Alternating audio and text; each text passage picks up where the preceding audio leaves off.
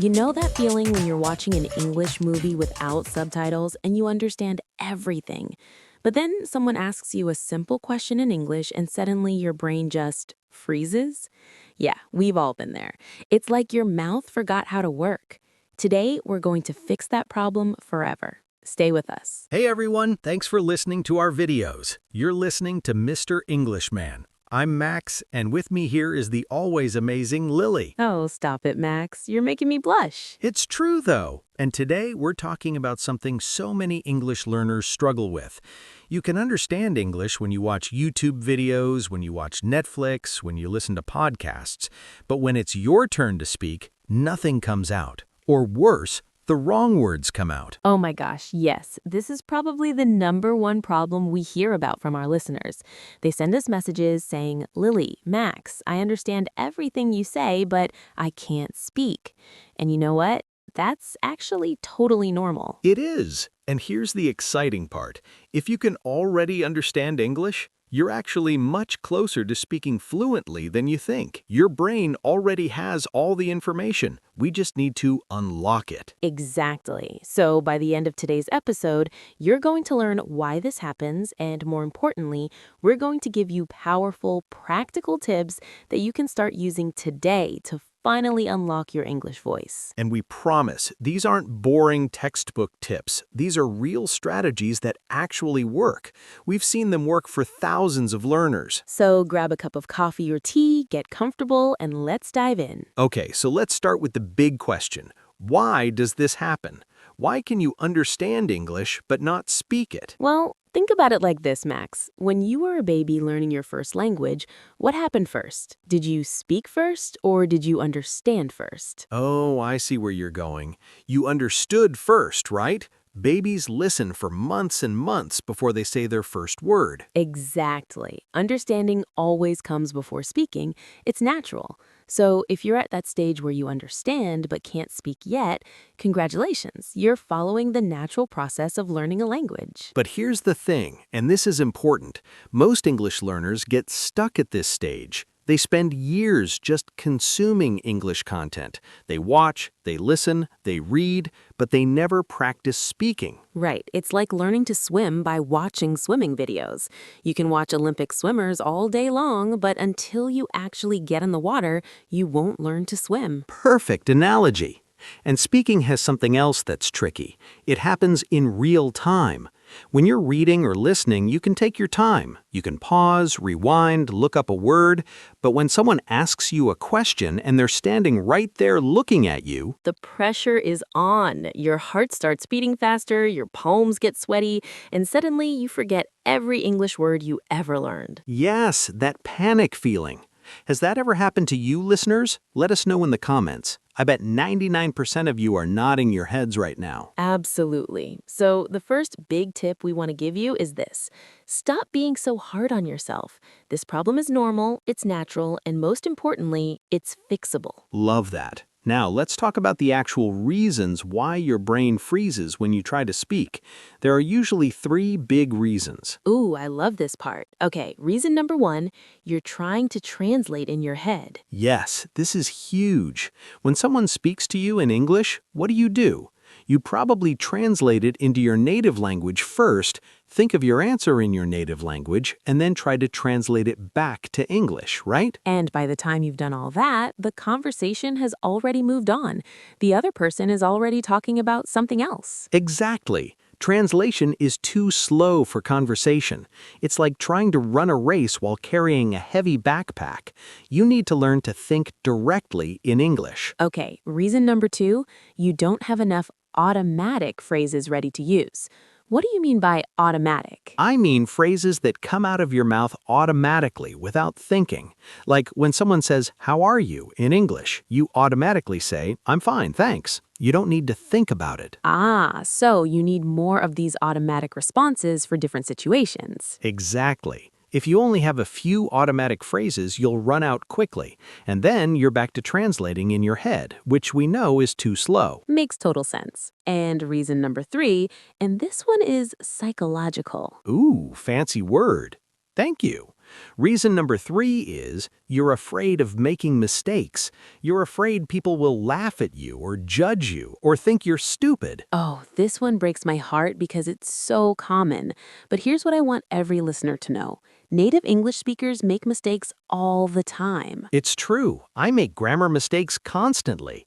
And you know what? Nobody cares. Communication is about sharing ideas, not about perfect grammar. Yes, if someone judges you for making a mistake while learning their language, that's their problem, not yours. You're doing something brave and difficult. Preach. Okay, so now we know the 3 big reasons: translating in your head, not enough automatic phrases, and fear of mistakes. Now let's talk about solutions. All right, powerful tip number 1 is something called shadow speaking. Have you heard of this, Max? I have. It's one of my favorite techniques, but explain it for our listeners who might not know. Okay, shadow speaking is super simple. You listen to English audio, it could be a podcast like this one, a YouTube video, a TV show, whatever, and you repeat what you hear immediately like an echo. You're like a shadow following someone. That's why it's called shadow speaking. Exactly. So, for example, if I say, I went to the store yesterday, you would say right after me, I went to the store yesterday. And you try to copy everything: the pronunciation, the rhythm, the intonation, even the emotion in the voice. Yes, this technique is amazing because it helps you in so many ways. First, it trains your mouth muscles to make English sounds. English uses different mouth positions than other languages. Right, like the TH sound. In many languages, this sound doesn't exist, so your mouth literally doesn't know how to make it. Exactly. Shadow speaking is like exercise for your mouth. You're training the muscles. Second benefit, it helps you learn the rhythm and melody of English. English isn't flat, it goes up and down. Certain words are stressed, others are reduced. This is so important. Many learners know all the words, but they sound unnatural because the rhythm is wrong. Yes. And third benefit, and this is the big one, shadow speaking helps you stop translating. When you're shadowing, you don't have time to translate. You just repeat. So you're training your brain to process English directly. Love it. Okay, so how do you practice shadow speaking? Let me give you the step-by-step. Yes, please. Step 1, choose audio that's at your level or slightly above. Don't choose something too difficult. You should understand at least 80% of what you hear. Good advice. If it's too hard, you'll just get frustrated. Step 2, play a short section, maybe 10 or 15 seconds. Listen first without speaking. Just get familiar with it. Like a warm-up. Exactly. Step 3, now play it again, and this time speak along with the speaker. Try to say the words at the same time as the speaker. Don't wait for them to finish, speak with them. This feels weird at first, right? Because you're used to waiting your turn to speak. Yes, it feels super weird, but that's okay. Keep practicing. Play the same section 5, 10, even 20 times until you can shadow it smoothly. And step 4, record yourself. This is optional but really helpful. Record yourself shadow speaking, then compare it to the original. Are you matching the pronunciation, the rhythm, the intonation? This is how you improve fast. Okay, listeners, here's your first action step. After this episode ends, take one section of our podcast, maybe 30 seconds, and practice shadow speaking with it for 10 minutes. Just 10 minutes. Can you do that? I know you can. Try it and tell us in the comments how it feels. Okay, quick question for everyone listening. Have you ever been in a situation where you knew what you wanted to say in English, but the words just wouldn't come out? Maybe at a restaurant or at work or talking to a friend? If you answered yes, stay with us because our next tip is going to fix that problem forever. This is the tip that our students say changed their English the most. All right, powerful tip number 2. This one is all about building what we call your phrase bank. I love this. Okay, Lily, explain what a phrase bank is. So remember earlier when we talked about automatic phrases that come out of your mouth without thinking? Yes, like, how are you? I'm fine, thanks. Right. A phrase bank is your personal collection of these ready-to-use phrases for different situations.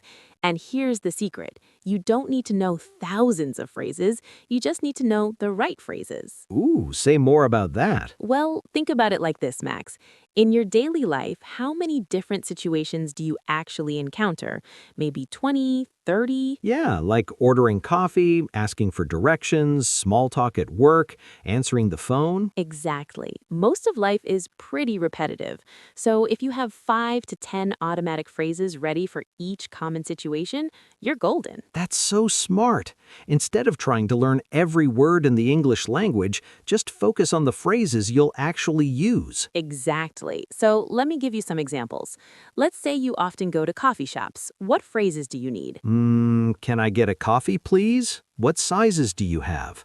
I'll have a medium, please. Can I get that to go? Perfect. See, that's like 5 phrases, and you can order coffee confidently. Now, here's the important part. You need to practice these phrases until they're automatic. So, how do you do that? Great question. Here's my method. Step 1, identify a situation you encounter often. Let's stick with the coffee shop example. Okay. Step 2, write down 5 to 10 phrases you might need in that situation. You can look these up online, ask a teacher, or even ask us in the comments. We love answering your questions. Step 3, and this is the magic step. Practice these phrases out loud 20 times each. I know that sounds like a lot, but trust me. Wait, 20 times? Each? Yes. Look, if you want these phrases to be automatic, you need to repeat them until your mouth remembers them. It's like learning a song. You don't learn a song by reading the lyrics once. You sing it over and over until you don't even have to think about the words. Oh, that's such a good comparison. So you're saying treat phrases like song lyrics? Exactly. Step 4, act it out. Imagine you're actually in the coffee shop. Say the phrases with emotion, with body language. Make it real. I love this. You can even practice in front of a mirror. Yes. And step 5, actually use these phrases in real life. The next time you go to a coffee shop, use your new phrases. Even if it feels scary, do it, because that's where the real learning happens. This is brilliant. Okay, so let me give everyone a challenge. Choose one situation from your daily life. Maybe it's shopping at the grocery store, or talking to your coworkers, or answering the phone. Good examples. Write down 5 phrases for that situation. Practice them 20 times each, and then, this is the important part, actually use them this week. And tell us in the comments which situation you chose. We want to know. Now, I know some of you are thinking, but Max and Lily, what if someone asks me a question I didn't prepare for? That's okay. That's actually our next tip. Okay, powerful tip number 3 is a game changer. We're going to teach you how to use filler phrases to buy yourself time when you're thinking. Oh, this is so useful. Right? So here's the thing. Native English speakers do this all the time. When we need a moment to think, we don't just stand there in silence. We use little phrases to fill the gap. Like what? Like, let me think. That's a good question. How do I put this? Well, you know. Oh, I do this without even realizing it. Exactly. That's how natural it is. But non-native English speakers often don't know these phrases, so when they need to think, they either stay silent, which feels awkward, or they panic and say the wrong thing. Yes, and then they feel embarrassed and want to stop speaking. Right. But if you have these filler phrases ready, you can relax. You can take your time. You can think for a few seconds without any awkwardness. This is so smart. Okay, give us the most useful filler phrases. Okay, here are my favorites. Number 1, let me see, or let me think. These are perfect when someone asks you a question and you need a moment to think. So natural. Number 2, that's a good question. This is great because it gives you time to think and it's a compliment to the person asking. Oh, I like that. It's like a social skill and a language skill at the same time. Exactly. Number 3, well or so. These are super common. You can use them to start almost any answer. And they give you just that extra second to organize your thoughts. Yes. Number 4, how do I explain this? Or how do I put this? These are perfect when you know what you want to say, but you're not sure how to say it in English. And people will be patient with you because you're signaling that you're thinking. Exactly. And number 5, you know what I mean? This one is great to use after you say something, especially if you're not sure you said it correctly. It's like asking for confirmation. Yes. So someone might say, yes, I know what you mean, and then they might even help you express it better. These are all so useful. Okay, let's practice. Listeners, I want you to practice these phrases out loud with us. Ready? Let's go. Repeat after us. Let me think. Let me think. That's a good question. That's a good question. Well, how do I explain this? How do I explain this? You know what I mean? You know what I mean? Great job. Now, here's your homework.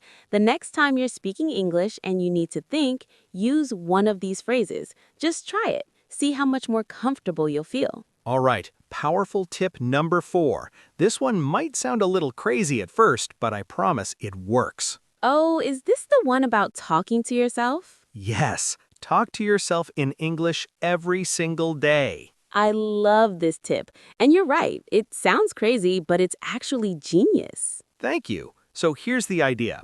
Most English learners say, I don't have anyone to practice with, right? They don't live in an English-speaking country, they don't have English-speaking friends, so they never practice speaking. But you don't need someone else to practice speaking. You can practice by yourself. Exactly. And actually, practicing alone has some big advantages. When you talk to yourself, there's no pressure. You can make as many mistakes as you want. You can stop and start. You can repeat things. Nobody's judging you. It's the perfect safe space to practice. Yes. So here's how you do it. Throughout your day, narrate what you're doing in English. It's like you're a YouTuber making a video of your life. Oh, I love this. So, like, if you're making breakfast, you could say, okay, now I'm cracking an egg. I'm putting the egg in the pan. Oh, it's sizzling. Smells good. Perfect. See how natural that is? You're just describing your actions. And you know what? This trains your brain to think in English. Yes, because you're not translating, you're just speaking naturally about what's happening. Exactly. And here's another way to practice talking to yourself. Have imaginary conversations. Oh, like pretend you're talking to someone? Yes, imagine you're ordering coffee or calling a hotel or meeting a new friend. Play both parts of the conversation. This is so smart. You can practice both asking questions and answering them. Right. So you might say, "Hi, I'd like to book a room, please." And then you answer as the hotel employee. "Of course, what dates are you looking at?" And you go back and forth. I love this because you can prepare for real situations before they happen. Yes, and here's a bonus tip. Record yourself when you do this. Use your phone to record yourself speaking English for 1 to 2 minutes. Why is recording yourself helpful? 2 reasons. First, it lets you listen back and notice mistakes. You'll hear things you didn't notice while speaking. Second, it's great for tracking your progress. Oh, you can compare recordings from 1 month ago versus today. Exactly. And you'll be amazed at how much you've improved. It's super motivating. Okay, so here's the challenge for everyone. Today, spend 5 minutes talking to yourself in English. That's it, just 5 minutes. Narrate what you're doing or have an imaginary conversation. Can you do that? Just 5 minutes. And if you want an extra challenge, record it and listen back. Tell us in the comments how it went. Okay, our 5th and final powerful tip is more of a mindset shift. And honestly, this might be the most important tip of all. Ooh, don't leave us hanging. What is it? Stop pursuing perfection. Stop trying to speak perfect English. Just focus on communicating your ideas. Yes. Oh my gosh, this is so important. Right? So many learners are paralyzed because they're trying to be perfect. They think every sentence needs to have perfect grammar, perfect pronunciation, perfect word choice. And while they're busy trying to be perfect, they're not actually speaking. Exactly. But here's the truth. Communication is not about perfection. Communication is about connection. It's about sharing ideas and understanding each other. Yes. And you know what? Some of the best communicators in English are non-native speakers who have accents and make mistakes, but they're confident and clear. So true. I know people who speak English with strong accents and they make mistakes, but they're fantastic communicators because they're not afraid. Confidence is more important than perfection. Say that again for the people in the back. Confidence is more important than perfection. Yes. Okay, so let me give you permission right now. You have permission to make mistakes. You have permission to have an accent. You have permission to not know every word.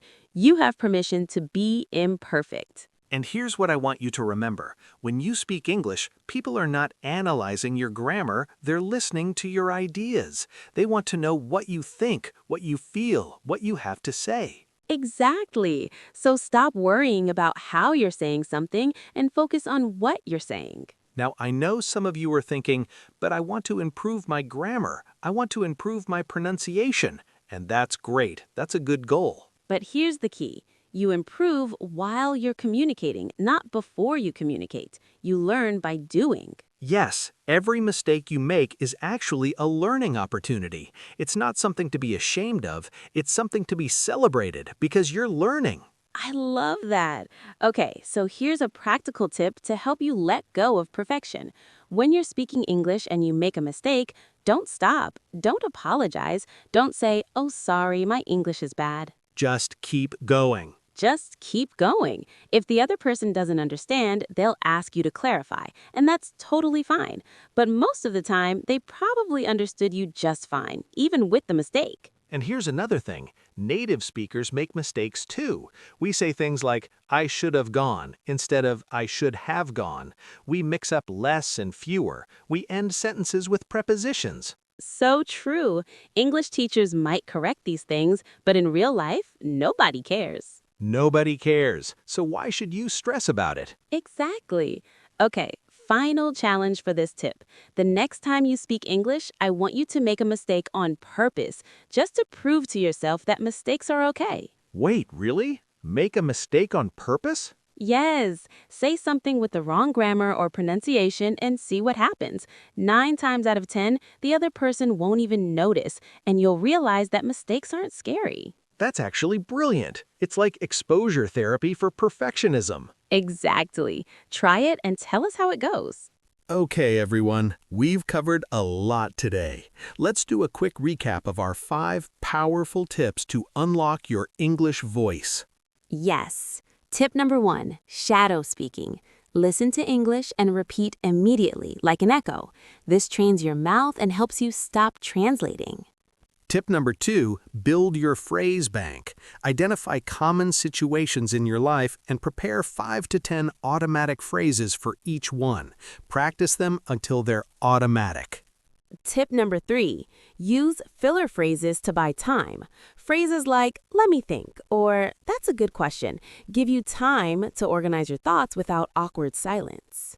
Tip number 4, talk to yourself daily in English. Narrate your day, have imaginary conversations, and record yourself to track your progress. And tip number 5, stop pursuing perfection. Focus on communication, not perfection. Confidence is more important than perfect grammar. And remember, the reason you can understand English but can't speak is totally normal. You're just at that stage of the learning process. But now you have the tools to move forward. You've got this. We believe in you. Okay, everyone, before we finish, I want to say something really important. Ooh, what is it? If you're listening to this episode right now, you've already proven that you're serious about improving your English. You didn't have to click on this video, you didn't have to listen all the way to the end, but you did, and that shows commitment. That's so true. And you know what? That commitment is going to pay off. Every time you practice, every time you try to speak, even when you're scared, you're getting better. Yes, you might not see the progress every single day, but I promise you, if you use these tips consistently, in 3 months, you'll look back and be amazed at how much you've improved. And we want to hear about your progress. So please leave a comment below and tell us, which of these 5 tips are you going to try first? And if you have any questions, ask us. We read every single comment and we love helping you. Also, if this episode helped you, please give it a thumbs up and share it with a friend who's also learning English. Let's help each other grow. And make sure you're subscribed to Mr. Englishman so you don't miss our next episode. Speaking of which... Oh, bonus tip time. Stay to the very end because we have one more quick tip for you. Next week, we're going to teach you how to sound more natural in conversations. We're going to cover things like contractions, connected speech, and casual expressions that native speakers use every day. It's going to be so good. You don't want to miss it. All right, one last thing before we go. Here's your bonus tip, and it's simple. Start today. Not tomorrow, not next week, today. Choose just one tip from this episode, whichever one resonated with you the most, and do it today. Right after this episode ends, practice for just 5 minutes. Because here's the truth, knowledge is useless without action. You can watch 100 videos about speaking English, but if you never actually practice, nothing will change.